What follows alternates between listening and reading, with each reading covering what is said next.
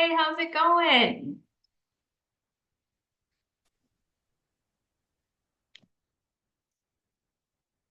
Good to see y'all. I think y'all both know me already, and I know you, so I'm happy to see y'all.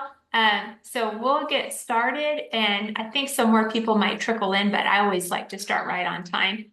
So, for the recording purposes, I'll introduce myself. My name's Courtney, and I passed the LOTE. You can see, I've taken 15 of these exams now because I tutor for a ton of tests, right? So I've got all of my scores here, all passed the first try, and I made a 281 when I took the LOTE. I took it a long time ago, you can see back in 2012, but they have not really changed the framework. They have changed a little bit on how they score it. They made the writing and speaking a little bit easier to pass, right? So you can see I did well on pedagogy. I did a ton of research before I took the test to where I could do well on pedagogy. And then did well on cultural understanding, listening, reading, writing, and then speaking. I think I missed a point on speaking. And then my lesson plan, a 6 on my lesson plan. So it's kind of funny, I did better on the Spanish writing than I did on the English writing, right? I missed a point on my English writing. So let's get started. Tonight we'll do just a little bit of pedagogy. There's 3 competencies for the pedagogy, but this is a quick session, so we're just going to do 1 competency. So it'll be pretty quick, but just know that my Wednesday night groups, we meet for a whole hour. We go in depth, right? And I think you guys are all familiar with that. So this is probably a repeat for you guys because I think y'all have already seen this, or you will see it tonight. If you're coming tonight, we're actually going to do this same thing, but it's good to hear it more than once. So for competency 1 is language learning theories, right? L1 is the language a person already knows. So for most of your students, that's going to be English, and L2 is the language they're learning. For most of your students, that will be Spanish. There is a difference between BICS and CALP. BICS is basic interpersonal communicative skills. This is just basic conversational skills that most students learn quickly, often within a year, right? They're able to have a conversation, but they might be struggling in their subjects in math, science, social studies. That's because they don't have the cognitive academic language proficiency to succeed in the classroom, right? So there's a difference between BICS and CALP. It can take 4 to 7 years to develop CALP. Realia is any authentic item you bring in from a target language culture. So it needs to be from a Spanish-speaking place, not from Texas, right? Like a birthday invitation, store receipt, magazine. Graded readers take a complicated text, like maybe Cien Años de Soledad, and make them easier for language learners to understand. Big C and little c, this must be on the test a lot because I always have people asking me about this. So big C is the culture we often think about, like holidays, art, food, literature, and pop culture. Little c is a less visible type of culture associated with a specific region and can more quickly change, like communication styles, cultural norms, myths, and legends. So it's more localized to a specific region. There is a difference between language acquisition and language learning. Acquisition is how things are naturally picked up and acquired. So how babies and toddlers learn L1 from us talking to them a lot, playing with them, right? We don't have grammar and vocabulary lessons with them, but they still learn the language. Language learning is direct instruction, grammar, vocabulary lessons, sometimes correction, things like that. So now our language acquisition experts tell us we should use these natural acquisition approaches even when teaching L2. Inner language development. This is by Larry Selinker. And he says inner language is when you're speaking L2. So it'd be like your native English speaking children, students speaking L2. They're speaking Spanish, but they're making certain mistakes. So what mistakes are they making? They're making mistakes related to L1. So maybe they're putting nouns after the adjective. So they're saying la bonita chica instead of la chica bonita, right? That's from L1, right? Because in English we do that. And they're also overgeneralizing. So they learn a rule and they apply it all the time. So maybe in Spanish 1, they're learning to conjugate verbs and they learn to drop the ending and add an O for the yo form, right? So the verb saber, you'll often hear kids say yo sabo, right? They haven't learned yet that it's yo sé, or maybe they've learned and they forgot. They're overgeneralizing. They're taking a rule and they're applying it all the time. So they're still speaking L2, but it's got its mistakes related to L1 and overgeneralizing. That's Larry Selinker and interlanguage. We already talked about Bix and CALP. Anytime I repeat something, it's because they repeat it in the manual. Cognitive processing theories. This is how our brains work. It's mostly the same between L1 and L2, but we know that L2 learners usually are older and already have a knowledge base about how language works. They have a longer attention span, can benefit from direct instruction, and they benefit from language transfer. They might also have some language interference, which we'll talk about. Language learning theories, this part's kind of dry, honestly, but might come up a lot. Some people tell me they get a lot of these questions on their test, and then other people tell me they barely get any of these, and they get mostly 5Cs and ACTFL guidelines questions, right? So you don't know, so you have to be ready for all of it. So tonight we're doing the theories and the models and everything. But in my Wednesday night group, we do all of it, the ACTFL, the 5Cs, all of that. So Lev Vygotsky is the first one to know. Interactionist theory. He says language acquisition is both social and biological, but he focuses on the social aspect, right?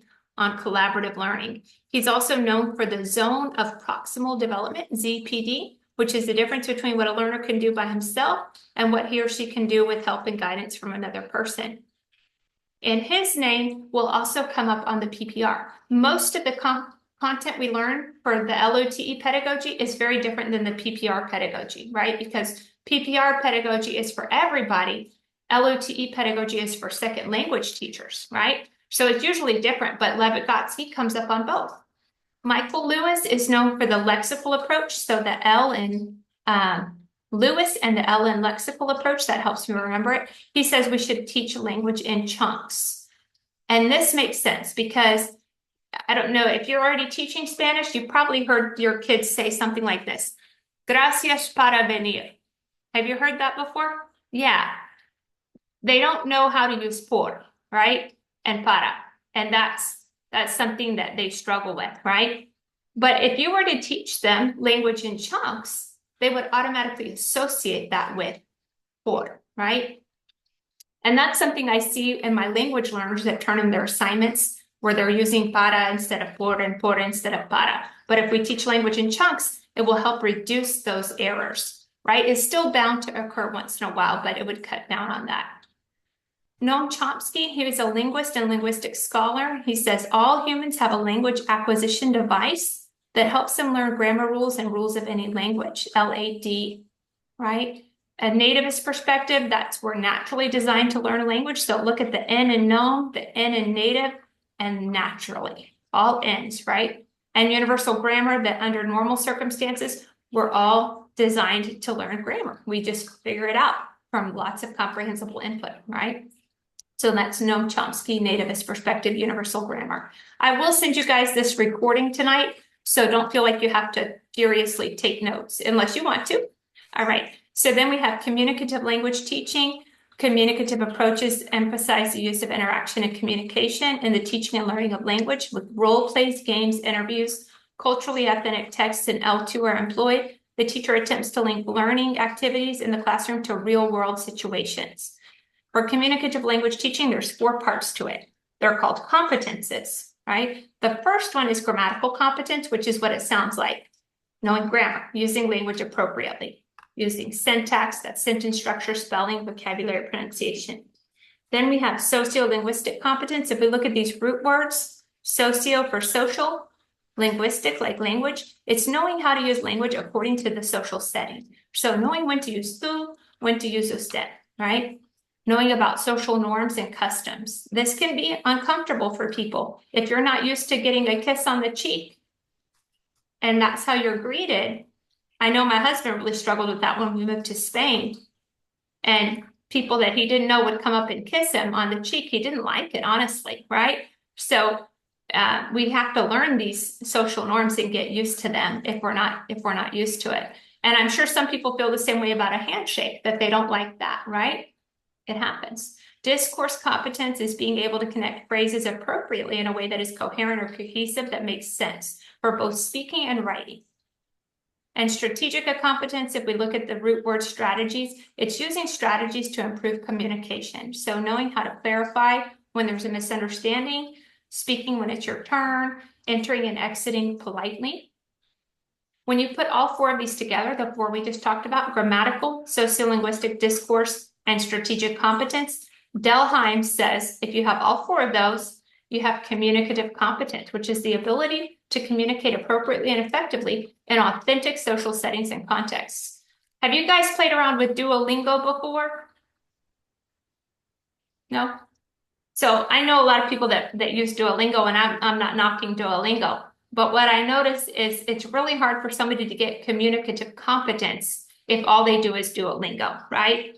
So it's not a knock on Duolingo, but I know people that have done Duolingo religiously for months or years that still have very little communicative competence, right? They haven't learned strategies. They haven't gotten better. Yes, Conjuguemos is excellent. I like Conjuguemos. But there's something to be said about having a real life teacher, right? An interaction, right? For communicative language teaching, Delheim also says it's important for us to know the purpose of whatever we're watching or reading, right? So is it written to inform, persuade, or entertain? So we know if it's written to persuade, we're reading somebody's opinions, and we need to keep that in mind, right? Natural approach. This is by Stephen Krashen and Tracy Terrell. And they say that natural second language acquisition should be used. So lots of speaking to them, lots of fun activities with low stress to help them naturally pick up a language. Stephen Krashen also has 6 hypotheses that are his own. So the natural approach is with Tracy Terrell, but these are his. And he says there's a difference between acquisition and learning, which we already talked about, and to focus on acquisition, those natural methods. Right? The monitor hypothesis, he says we all have something in our brain called a monitor that helps us catch mistakes. So if you think about a hall monitor, like at school, what are they doing? They're looking to see if anybody's breaking a rule, right? So we have something in our brain that's helping us check if we're breaking a rule and to fix it. And it sounds like a good thing, and it can be, but if you use it too much, then it actually inhibits your fluency, right? So perfectionists often take longer to learn a language because they're so worried about getting it perfect that they even mess up more, or they don't take risks and they don't get better. Natural order hypothesis, there's a natural order to learn L1 or L2, right? You don't want to break that order. So you don't want to go out of order on what you teach. Input hypothesis. We want to use lots of comprehensible input, that's language they can already understand, and lots of comprehensible input +1, which is language just above their level. When you do that, you do it with scaffolding. So that's probably his most famous hypothesis, Stephen Krashen. Affective filter, we want to make students feel comfortable and not be scared of being made fun of. So if they have a low affective filter, that's easy for them to learn, right? If it's a high affective filter, they're afraid of being made fun of. That's not conducive to learning. And then the reading hypothesis, the more you read in L2, the more language you'll learn, which will help. Comprehension approach, one example is the TPR, the Total Physical Response by James Asher, where you give a command in the target language and students use whole body actions to respond. Content-based approaches. This is when you use content to teach L2. So what is content? A subject. You teach a math lesson in Spanish or a science lesson in Spanish. Grammar translation method. You teach grammar rules and then they translate sentences. It's not used much anymore, but it was used a lot to teach Greek and Latin. They don't get good at speaking or listening, so it's not used much. And the audiolingual method, if we look at these root words, audio like hearing, lingual like speaking, you say an oral drill and then they repeat it, audiolingual. So they learn a lot of grammar indirectly from all those drills. Learning styles. I usually skip this because this is stuff your programs do a good job of teaching you. So we know there's visual, auditory, kinesthetic learners, right? And we want to plan lessons that appeal to all of those. This is very common sense. Factors that affect second language acquisition. The more motivated they are, the faster they'll learn, right? First language background, if L1 and L2 are related, they'll learn faster. So if there's lots of cognates, words that look alike and have a similar meaning, that helps. Language transfer and language interference. Language transfer is when your knowledge of L1 applies to the rules of L2, and it can be positive or negative. So maybe they noticed that the word hospital is the same as hospital, and it means the same thing. That's helpful, right? So that's positive language transfer. But maybe they look at the word carpeta and they think it means carpet. Well, that's not helpful. That's a false cognate, right? So that's language interference. So if we have a lot of language interference, that makes it harder to acquire L2. But if we have good language transfer, that makes it easier. We talked about overgeneralization when they learn a rule and apply it all the time. If they're overgeneralizing a lot, that of course takes away from language learning. In family attitude and behavior, if the family is supportive, that is conducive to learning L2. This is another part that I usually skip over because your programs do such a good job teaching this. Differentiated instruction is all about meeting the needs of all students. So different learning styles, different backgrounds, different readiness levels, things like that, right? That's something to keep in mind when you write your lesson plan to differentiate instruction. Interdisciplinary units, that means it connects different subjects. So you incorporate math and science or social studies into your lesson plan with a theme, right? That means there's a thematic unit, there's a theme. Foreign language programs. The Flex program is just for exposure. So they're just going to learn some basic vocabulary phrases, play games, and learn culture. They're not expected to get proficient. It's just the Flex program. The Flex program is also in elementary school. So both of them are in elementary school, but this one's more in depth. The foreign language in elementary school, they are expected to get proficient and sequential language instruction is provided. Immersion programs mean all subjects are taught in L2 in the target language. Bilingual education actually has nothing to do with LOTE, but they expect you to know it. Bilingual ed is elementary school and middle school, usually elementary, but it can be middle school. And all of the content is taught in L1 and L2, right? And it's for limited English proficient students. Sometimes they do allow native English speakers in there to learn Spanish or whatever the target language, the L1 is. Sometimes they allow that. Everything we do should be learner-centered, focused on the student. So when you write your lesson plan, you don't want it to be a long lecture, right? They need to be doing activities, they need to be participating.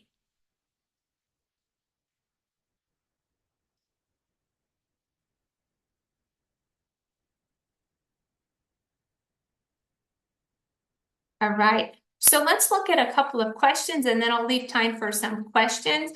You can see that there's more to pedagogy that we did not get to, right? But tonight, if you're joining me tonight, some of you are, we will get to all competencies. So hopefully you're not going to be bored hearing competency 1 all over again, but it'll be good reinforcement. So let's look at a couple of questions and then I'll see if you guys have any questions. So Jorge is a new student in Ms. Cantu's class, and Spanish is his first language. However, he has lived in the U.S. for several years and prefers to speak English. He is reluctant to speak Spanish in Ms. Cantu's Spanish 3 class and does not want to do classwork or participate. What are some strategies she can use to encourage him to complete his assignments? This is something that I've seen happen a lot, where native Spanish speakers or heritage speakers don't want to speak Spanish. It happens all the time, right? So this is something you'll probably come across. Ms. Cantu should require Jorge to participate in complete assignments and plan consequences if he does not comply. They never pick a negative one. That's not going to be right. B, Ms. Cantu should not force Jorge to participate, but should plan learner-centered activities and give students choices so they can do assignments that interest them. That sounds good. We'll keep that one. Ms. Cantu should differentiate instruction so Jorge is not bored with assignments and allow him to choose from a variety of assignments so that he can do coursework on topics that interest him. That also sounds good. We'll keep that one. Ms. Cantu should request that he be placed in another world language program. Well, that one's also ridiculous. And they do that a lot on the test. There's going to be 2 that are easy to eliminate, but 2 that both seem right. So how do we know which one is more right? Well, good. Mirna knows. C is more focused on the question. The question is asking about Jorge, not about the whole class, right? So we have to go back to the question and notice it's asking what can we do to get Jorge to participate. So B would be good if we're trying to get the whole class involved, but C is focused on him. Jaime is in 5th grade and he is learning Spanish 3 days a week. In his Spanish class, they learn vocabulary, grammar, and are expected to participate in conversations. She is most likely in a bilingual education program, immersion program, newcomer center program, or FLES.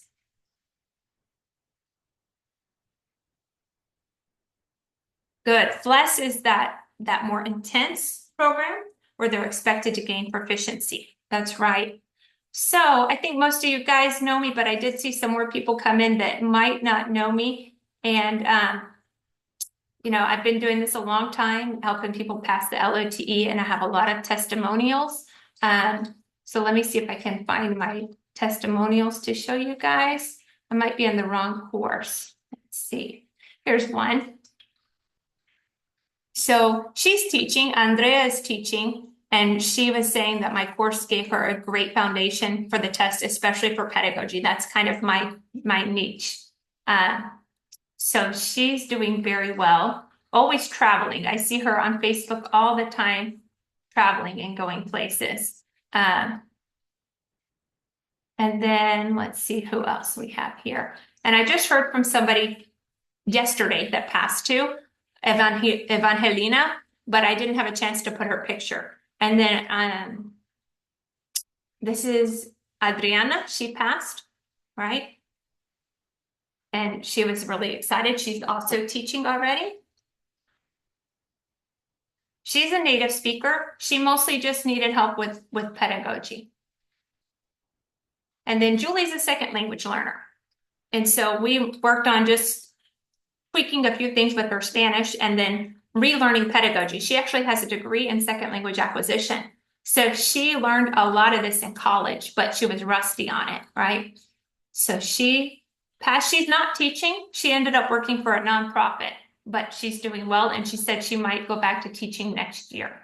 And then Jacqueline used my course to pass the LOTE and on her first try. And she also passed the PPR using my course. Did very well. And then Yare, he made a 262, which is really good. It was his last chance. So he was on his waiver attempt, so his 6th attempt. And you can see his score went up over 20 points. So he worked really hard. So lots of success stories. So if you're struggling, you know, it might be your last chance too. It can happen. The main thing is to work hard every single day and get your test anxiety under control too, right? So we covered a lot and I still have a few minutes left. Does anybody have any questions or comments or anything?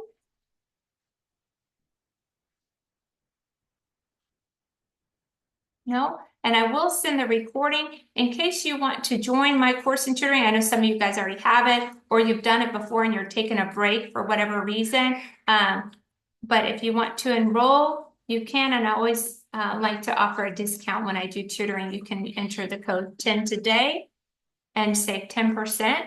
But I think you'll like it. We meet Wednesday nights for an hour, and I have a great group that really participates. They get into it, and I'm always learning from them too. We talk about strategies, tips, what we're working on. Sometimes we talk about what telenovela we're watching, stuff like that. But mostly it's focused on the LOTE, of course. But what else we're doing to improve our Spanish in our everyday life. So hopefully I'll see some of you guys. I know I'll see some of y'all tonight, and hopefully I'll see some new faces too. But yeah, I'll be around. Take your time, Dalila. I know you'll be around, and I saw that you registered for the PPR class. I've got a PPR class coming up soon in case you're ready to take that. But if you're not ready to take it, don't rush it because it's hard to study for 2 tests at the same time. That's very hard. But I'm excited for y'all. Any questions or comments or anything? No? Well, thank you so much. So I'll see some of y'all at 7:30. And if you know anybody that needs my help, please have them call me. I'll put my number in the chat box. Or if you have questions, maybe you're too shy to ask in front of everybody, you can call or text me, and I'll be happy to talk to you privately about any concerns you have. So I'm excited. I hope y'all have a great night, and I'll see some of y'all in an hour. See you in a little bit, Courtney. Thank you, Anita. Thanks, Dalila. Always good to see Thank you, Connie. you. Thank you.